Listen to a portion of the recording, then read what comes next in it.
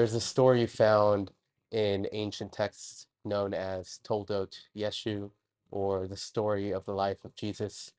It is a recollection of events recorded and logically translated to show why Jesus isn't the Messiah. It does demonstrate that Jesus did display what were thought to be identifying signs of the Messiah. He was from the Davidic lineage and fulfilled many prophecies and performed many miracles. He healed the sick.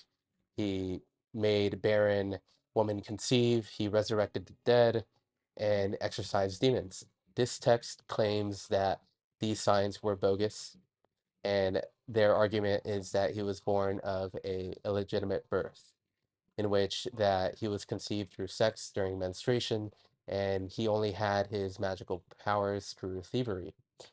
Apparently, he stole the ineffable name from the temple by copying it onto a piece of parchment paper and then splitting his thigh open and inserting the parchment paper into his thigh and then slipping out of the temple.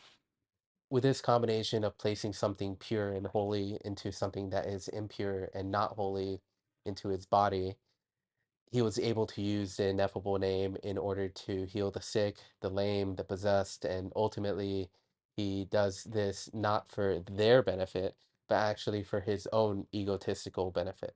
There's an episode in which there's a battle in the sky between Jesus and Judas Iscariot.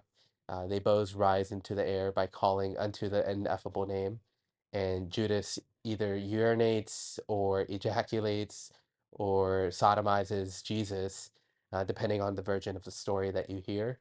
And therefore, he defiled him and stripped him of his power. Jesus then fell onto the ground.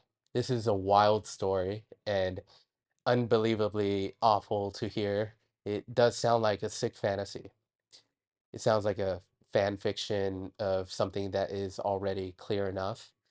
You see these types of stories everywhere, and you see in the Apocrypha, in books that are excluded from the Bible. It's really all just a joke, and people are very much prone to believing in these things, and to the point where they start integrating it within their own ethical code and within their own core value system. There's a quote in Leviticus 19:14. You shall not curse the deaf, nor put a stumbling block before the blind, but you shall fear your Lord. I am the Lord. This goes to show that people are susceptible when they're blind or they're unknowing of certain things or certain wisdom. It really is up to us to not allow these falsehoods to trip people up